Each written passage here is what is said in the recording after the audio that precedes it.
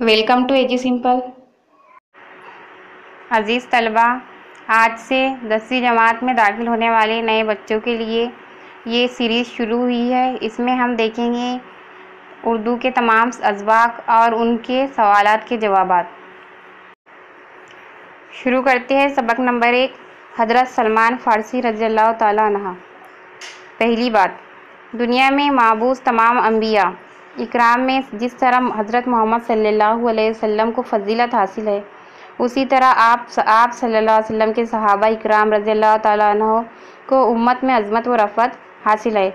अल्लाह के रसूल सल्लल्लाहु अलैहि वसल्लम ने अपने सहाबा रज़ियल्लाहु ताला अन्हा की तक़लीद करने की भी अपनी उम्मत को तलकीन की है। सहाबा इकराम आप सल्लल्लाहु अलैहि वसल्लम के जान निसारों में थे और आप सल्लल्लाहु अलैहि वसल्लम की मदद के लिए हमेशा तन मन धन से तैयार रहते थे। इन सहाबा इकराम में हज़रत सलमान फ़ारसी भी थे। उन्होंने आप सल्लल्लाहु अलैहि वसल्लम से मुलाकात की खातिर और हक़ की तलाश के लिए बरसों सोबतें बर्दाश्त की। बिलाखिर ईरान से मदीना पहुंचकर आप सल्लल्लाहु अलैहि वसल्लम के हाथ पर ईमान लाए और आखिरी दम तक इस्लाम की खिदमत करते रहे। ज़ैल के सबक में उनके हालात ज़िंदगी बयान किए गए हैं। तो चलिए देखते हैं पहला पैराग्राफ। अल्लाह ताला के बरगज़ीदा बंदे हमेशा हक़ की तलाश में सरगर्दा रहते हैं। बरगज़ीदा यानी कि बुलंद मर्तबे वाले, सरगर्दा यानी परेशान रहना, जद्दोजहद करना। इनकी इस्तिकामत और साबित कदमी में इस राह के मसाइब कभी माने नहीं होते। मसाइब कहते हैं मुसीबतों की जमा को, माने यानी कि रुकावट नहीं बनते। वो तमाम तकलीफ़ों का सामना करते हुए आगे बढ़ते हैं। उन्हें अपनी ज़ात का ख्याल रहता है, ना माल व मता की फ़िक्र। ऐश व आराम की लज्जतों में उनका दिल ललचाता है, ना सहराओं और पहाड़ों में घबराता है। उन्हें धुंध रहती है तो बस तलाश हक़ की। हज़रत सलमान फ़ारसी रज़ियल्लाहु ताला अन्हा का शुमार भी ऐसे ही लोगों में होता है। हक़ पाने के लिए उन्होंने जो परेशानियाँ बर्दाश्त की, उनका ज़िक्र सहाबा रज़ियल्लाहु ताला अन्हा की सीरत पर लिखी हुई मुख्तलिफ़ किताबों में मौजूद है। ईरान कदीम ज़माने ही से इल्म व हुनर का मरकज़ रहा है। इंसानी तमद्दुन का सूरज अभी निस्फ़ुल नहार पर भी ना पहुँचा होगा। देखिए, निस्फ़ुल नहार का मतलब होता है कि आधा दिन, यानी कि सूरज जब अपने पूरे चरण पे होता है तो उसे कहते हैं निस्फ़ुल नहार पर भी ना पहुँचा होगा कि वहाँ के तहज़ीब व माशरत के चर्चे आम होने लगे थे।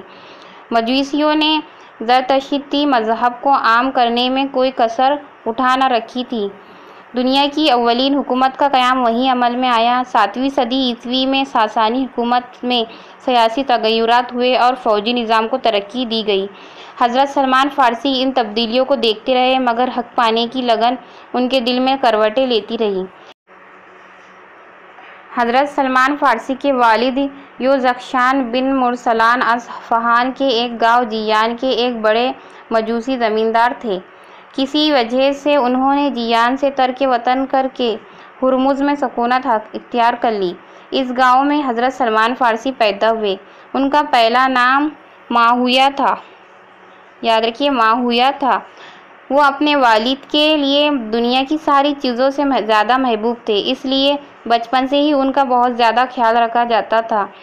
उन्होंने कम उम्री ही में मजूसियत की इस कदर तालीम हासिल कर ली थी कि उन्हें आतिशकदे का दारोगा बना दिया गया, मगर वो इस मज़हब से मुतमईन नहीं थे।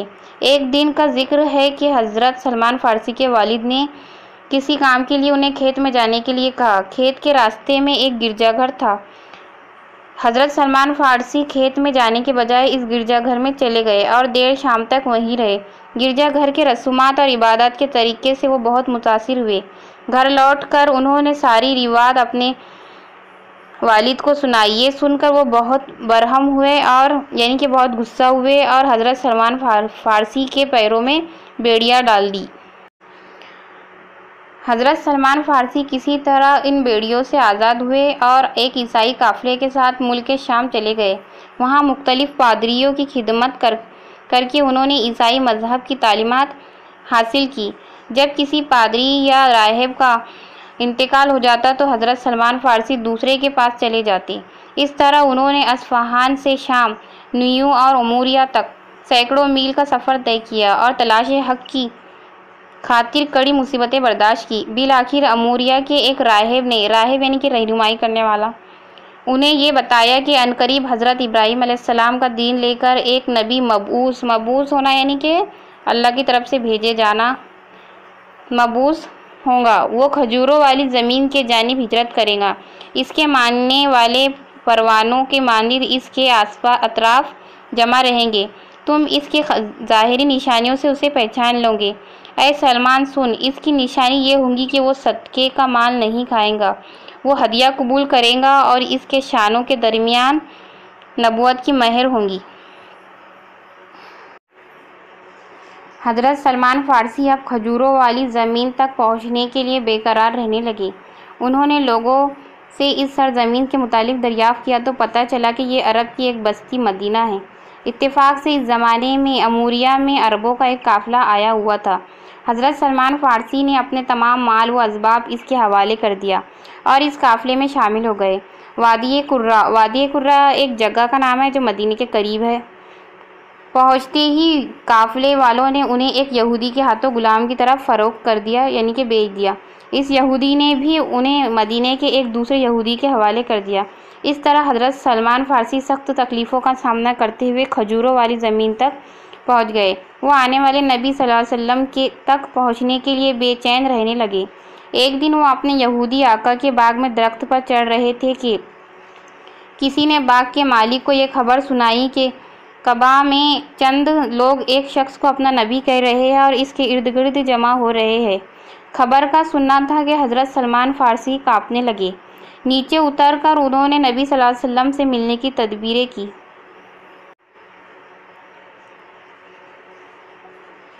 ایک روز موقع پا کر وہ نبی اکرم صلی اللہ علیہ وسلم کی خدمت میں حاضر ہو گئے اور کچھ کھجوریں اپنے ساتھ لائے تھے۔ انہوں نے کھجوریں یہ کہہ کر رسول صلی اللہ علیہ وسلم کی خدمت میں پیش کی کہ یہ صدقہ ہے۔ آپ صلی اللہ علیہ وسلم نے اس میں سے کچھ بھی نہ چکھا اور ساری کھجوریں اپنے صحابہ رضی اللہ تعالیٰ عنہ کو کھلا دی۔ حضرت سلمان فارسی یہ دیکھ کر مطمئن ہو گئے کہ راہب کی بتائی ہوئی پہلی نشانی صحیح ثابت ہوئی۔ دوسرے موقع پر حضرت سلمان فارسی پھر نبی صلی اللہ علیہ وسلم کے پاس پہنچے۔ اس بار کھجوریں دیتے ہوئے انہوں نے کہا کہ یہ تحفہ ہے تو نبی صلی اللہ علیہ وسلم نے انہیں تناول فرمایا اور اپنے صحابہ میں بھی تقسیم کیا۔ اس طرح دوسری نشانی بھی صحیح نکلی۔ حضرت سلمان فارسی اب نبی کریم صلی اللہ علیہ وسلم کی تیسری نشانی دیکھنے کے لیے بے تاب تھے۔ ایک روز وہ نبی صلی اللہ علیہ وسلم کے پشت کے جانب محفل میں بیٹھ گئے۔ اس وقت آپ صلی اللہ علیہ وسلم کے جسم کا کپڑا ہوا سے سرک گیا اور آپ صلی اللہ علیہ وسلم کی پشت پر موجود مہر نبوت پر حضرت سلمان فارسی کی نظر پڑ گئی۔ انہوں نے نہ صرف اس کا دیدار کیا بلکہ اسے چوم کر دیر تک روتے رہے اور اسی محفل میں آپ صلی اللہ علیہ وسلم کے ہاتھ پر بیعت ہو کر مسلمان ہو گئے۔ یہاں پہنچ کر حضرت سلمان فارسی کی تلاش حق کا سفر تمام ہوا۔ حضرت سلمان فارسی اب اہل مدینہ کے مہاجرین میں کے بھائی بن گئے تھے۔ سب ان کی قدر کرتے اور انہیں عزت کی نظر سے دیکھتے۔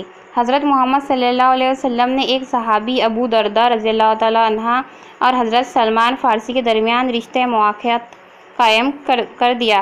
رشتہ مواخات یعنی کہ بھائی بھائی کا رشتہ قائم کر دیا۔ اخوت کا یہ رشتہ دونوں کے درمیان تا حیات قائم رہا۔ عبادتوں کی کثرت اور اہل خانہ سے غفلت جب حضرت ابو درداء کے معاملات بن گئے تو حضرت سلمان فارسی نے انہیں ٹوکا اور کہا کہ جہاں تم پر اللہ کے حقوق ہے وہیں بیوی بچوں کے بھی حقوق ہے اور رات کو جاگنے کے ساتھ سونا بھی ضروری ہے۔ دوسرے دن یہ دونوں حضرات حضور صلی اللہ علیہ وسلم کی خدمت میں پہنچے اور رات کے معاملے کو آپ صلی اللہ علیہ وسلم کے سامنے رکھا۔ آپ صلی اللہ علیہ وسلم نے فرمایا، سلمان تم سے بڑھ کر دین سے واقف ہے۔ یہ بزرگی انہیں حق کی جستجو کی وجہ سے حاصل ہوئی تھی۔ ایک مرتبہ صحابہ اکرام کے ساتھ حضرت سلمان رضی اللہ تعالیٰ عنہ بھی حضور کی مجلس میں شریک تھے۔ آپ صلی اللہ علیہ وسلم نے حضرت سلمان کے سر پر ہاتھ رکھ کر فرمایا، اگر دین سریا پر بھی ہوگا تو فارس کا ایک آدمی اس کو پا لے گا۔ آپ صلی اللہ علیہ وسلم صحابہ اکرام سے فرماتے، جس نے سلمان کو ناراض کیا اس نے خدا کو ناراض کیا۔ لوگ جنت کے مشتاق ہوتے ہیں مگر جنت سلمان کی مشتاق ہے۔ حضرت سلمان فارسی جب تک یہودی کے غلام رہے وہ اسلامی جنگوں میں شریک نہ ہو سکے۔ رسول اکرم صلی اللہ علیہ وسلم نے 300 کھجور کے درختوں اور 40 اوقیہ سونے معاوضہ دے کر حضرت سلمان کو آزاد کرا لیا۔ اب وہ جنگوں میں اپنی صلاحیتوں کا آزادانہ استعمال کرنے لگے۔ مشرکین مکہ اور یہودیوں نے مل کر جب مدینے پر حملے کی تیاریاں شروع کی، اس وقت مدینے کے دشمنوں سے محفوظ رکھنے کے لیے حضرت سلمان فارسی نے شہر کے گرد خندق کھودنے کا مشورہ دیا، جسے آپ صلی اللہ علیہ وسلم نے پسند فرمایا۔ خندق کھودی گئی جو اتنی گہری اور چوڑی تھی کہ دشمنوں کے گھوڑے بھی اسے پار نہ کر سکے اور انہیں پسپا ہونا پڑا۔ خندق کی کھدائی کی وجہ سے اس غزوے کو غزوہ خندق کہا جاتا ہے۔ یاد رکھیے، غزوہ اس جنگ کو کہتے ہیں کہ جس میں حضور پاک صلی اللہ علیہ وسلم شامل ہوتے۔ اس جنگ کے بعد حضرت سلمان فارسی مختلف جنگوں میں شریک ہوتے رہے۔ طائف کی جنگ میں ان کی ایما پر مسلمانوں کی جانب سے منجنیق کا استعمال ہوا۔ منجنیق ایک قسم کا آلہ ہے جس سے بڑے بڑے پتھر دشمن کی جانب پھینکے جاتے ہیں۔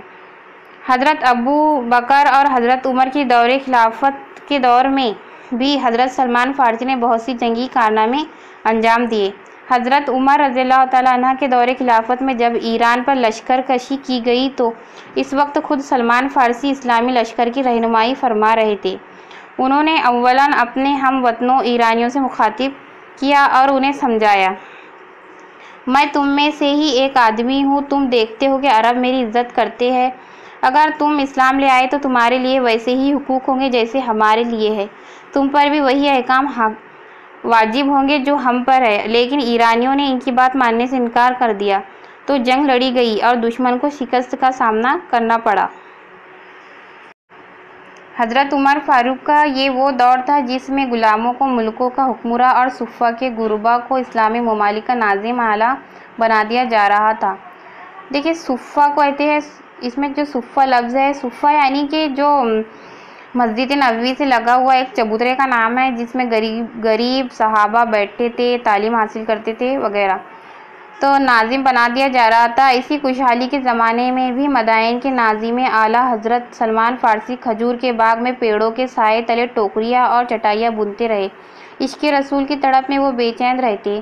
انہیں لگن لگی تھی کہ جنت میں حضرت محمد صلی اللہ علیہ وسلم سے ملاقات کی، آپ صلی اللہ علیہ وسلم کی مصاحبت کی اور آپ صلی اللہ علیہ وسلم کے دیدار کی۔ اس فکر میں وہ غلطہ یعنی کہ پریشان رہتے۔ وہ زندگی کے ایام گزار رہے تھے۔ حکومت کی جانب سے ملنے والا عطیہ خیرات کر دیتے یا لینے سے انکار کر دیتے۔ ان کی روزانہ کی آمدنی 3 درہم تھی۔ 1 درہم میں وہ ٹوکریاں بنانے کے لیے کھجور کے پتے خریدتے، 1 درہم گھر میں خرچ کرتے اور 1 درہم خیرات کر دیتے۔ یہی ان کے معاملات میں شامل تھا۔ اسی حالت میں حضرت سلمان کا دنیا سے رخصت ہونے کا وقت آ گیا۔ وہ سخت علیل تھے یعنی کہ بیمار تھے۔ جب حضرت سعد بن وقاص ان کی عیادت کے لیے تشریف لائے تو انہیں دیکھ کر سلمان فارسی رونے لگے۔ سعد نے رونے کی وجہ پوچھی تو فرمایا، حضور صلی اللہ علیہ وسلم نے ہم سے عہد لیا تھا کہ تمہارا ساز و سامان ایک مسافر کے سامان سفر سے زیادہ نہ ہو، مگر میرے پاس اتنا زیادہ سامان ہے، میں اپنے محبوب صلی اللہ علیہ وسلم کو کیا منہ دکھاؤں گا؟ حضرت سعد فرماتے ہیں کہ اس وقت حضرت سلمان کا کل اثاثہ یعنی کہ ان کی کل ملکیت ایک بڑا پیالہ اور ایک تسلا تھا۔ حضرت سلمان فارسی سن 33 ہجری میں دنیا سے رخصت ہوئے۔ انتقال کے وقت وہ 80 برس کے تھے۔ ان کا مزار مدائن عراق میں ہے۔ عزیز طلبہ، یہاں آپ کے سبق کا اختتام ہوتا ہے۔ انشاءاللہ نیکسٹ ویڈیو میں ہم اس سبق کا خلاصہ اور سوالات کے جوابات لے کر آئیں گے۔